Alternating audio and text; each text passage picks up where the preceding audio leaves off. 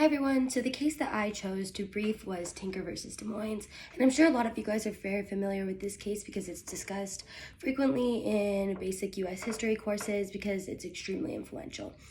So this case pretty much solidified students' rights in public schools, and it helps to ensure that school officials aren't suppressing the opinions of students and that they are able to express their views.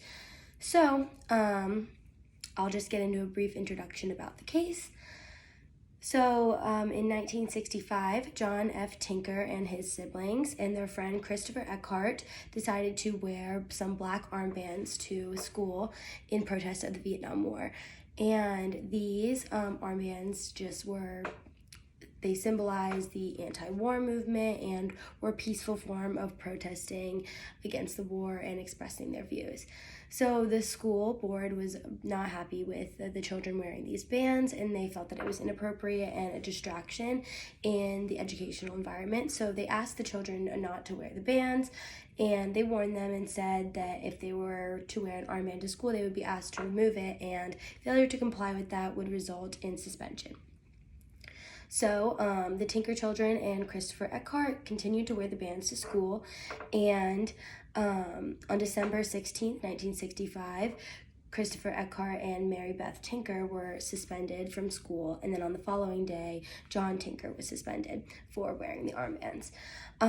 So during the children's suspension time, the parents took it into their own hands to sue the school for violating the children's First Amendment rights. So originally, the Tinker family filed suit against the United States District Court of the Southern District of Iowa, and the district court upheld the decision of the school, and they agreed that the armbands were distracting and disruptive in the school environment. So the Tinkers appealed the ruling to the U.S. Court of Appeals and for the 8th Circuit, and a tie vote occurred here. So this forced the original district court ruling to remain the same. So at that point, the ruling was still in favor of the school. Then lastly, the Tinker family took the case to the United States Supreme Court in 1969, and the Supreme Court majority ruled 7-2 that the armbands should not have been prohibited, and that it was the disruptive results were based completely on speculation, and it was not in reality a disruption to the learning environment. So the issue at hand in this case is the symbolic speech of public school students protected under the Free Speech Clause of the First Amendment? And ultimately the Supreme Court decided that yes, symbolic speech is protected under the Free Speech Clause of the First Amendment if it is indeed peaceful and non-disruptive, which the armbands proved to be. So the reasoning behind the court's ruling was that school officials could not prohibit the wearing of the armbands simply on the speculation that this act would result in disorder and disturbance.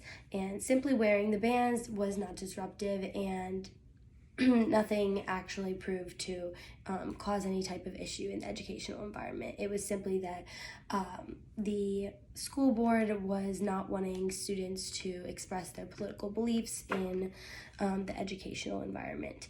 And symbolic speech is indeed protected under the Free Speech Clause of the First Amendment, both in and out of school. So the final ruling was on February 24th, 1969, and the Supreme Court ruled that neither students or teachers, in quotes, shed their constitutional rights of freedom of speech or expression in the schoolhouse gate. So the act of wearing an armband is a peaceful expression of opinion, and there's no evidence of disruption resulting from the armbands. And Tinker versus Des Moines is very influential, as I said, because it has solidified students' rights to free speech and remains a regularly cited Supreme Court precedent. So today, this case has been used to defend the right of students to wear any type of clothing or accessories that are going to express political beliefs, whether it be anti-abortion, LGBTQ, or political figures.